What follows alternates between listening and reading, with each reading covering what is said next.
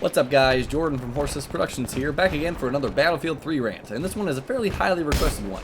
I've done rants on the Assault class, the Support class, and 2 on the Recon class, so you know what that leaves. Another Assault class rant. Haha, just kidding. It's Engineer time. Now I'm going to be perfectly honest here for a second, and tell you that Engineer is a class that I don't play as frequently as the other classes, and I play it as a hardcore vehicle healer mostly. I play Engineer pretty much only on vehicle maps, and only when I get teammates who let me heal their tanks instead of driving away when I'm trying to help. Sometimes they can't see me, and I get that, but it's frustrating to run after a tank that's 50% only to have it drive just out of your range and get exploded hard by a pesky attack chopper or another tank. I could have saved you. I could have saved you. Anyways, I'll also play Engineer when attack choppers start shitting on my Cocoa Puffs and I feel like returning the favor. But the trend here is that Engineer is a vehicle-related class. The Engineer's carbines, or carbines for the proper pronunciation, thanks Drifter, are generally some of the lowest powered and lowest range guns that the game has to offer, with a few exceptions of course, but generally are suited best for close range combat and get a little unreliable at mid to long range.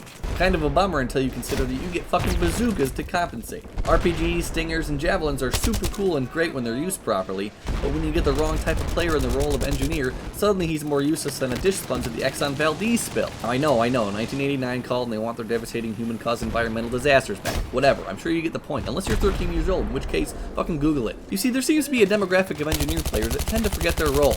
They see the RPG in their hands and they get all starry-eyed and excited for having one, then they forget 2 very important things.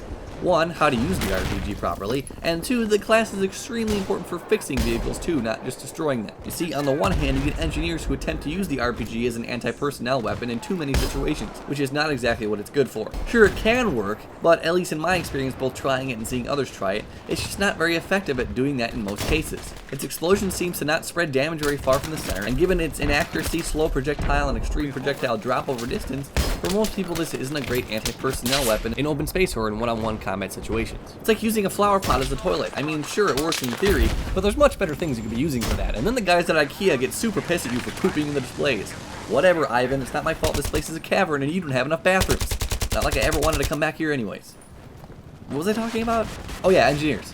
In most cases, engineers should be using their carbines during infantry combat, and especially when they see you and you see them. In that kind of situation, a gun will give you a much better chance of surviving. But now that I've got this out of the way, I should say that I do enjoy blowing people up with the RPG, and I actually try to do it a decent amount of times because it's very, very rewarding. I just don't do it constantly because in a one-on-one battle between you and another soldier, statistically speaking, you're a lot better off if you try to use your carbine instead.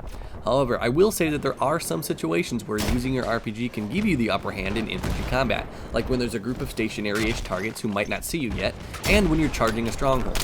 A great way to gain an advantage when you're storming a house or a stronghold with your RPG is to destroy cover with it. This is another important use for the RPG that goes overlooked by some people, and it's a shame because there's a few things in this world more satisfying than blowing the wall of a house into bits in a sudden jarring explosion that blows debris and smoke everywhere and startles the Charlies inside into a stupor of blurry screens while you jump through the hole you just created and unleash a flurry of sweet, sweet death down upon them. So yes, in that regard it does help in infantry combat, but trying to actually hit a moving soldier with it, not a very good option. He moves too fast and too unpredictably for your slow projectile to make it worth your shot. The rocket launchers are intended for vehicular takedowns, and that's where they truly shine. An engineer with a stinger or a javelin can swing the tide of battle single-handedly even by just being halfway decent with it. We all know just how effective and irritating an enemy chopper can be, and a good pilot can be a giant thorn in your team's side that ultimately seals the fate of the game against you. But just 1 or 2 engineers who know what they're doing can eliminate that pest altogether, or at the very least keep him busy dodging rockets while the rest of the team captures the objective that guy was just guarding. So yeah, engineers are great at taking down vehicles, but they're also crucial for keeping your team's vehicles operational. This is another thing that noob engineers seem to ignore or forget about. And to be clear, I'm aware that not all engineers have the repair tool, as it can be swapped out for either anti-tank mines or, if you're especially stupid,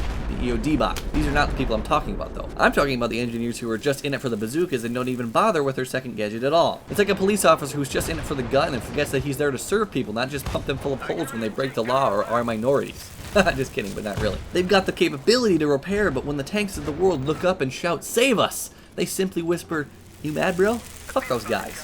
If you're an engineer, repair some shit for fuck's sake. I may not play engineer that often, but according to BF3Stats.com, I rank in the top 1% of engineers in the category of repairs per minute. Because I know my place on the battlefield when I've got that repair tool in my hand.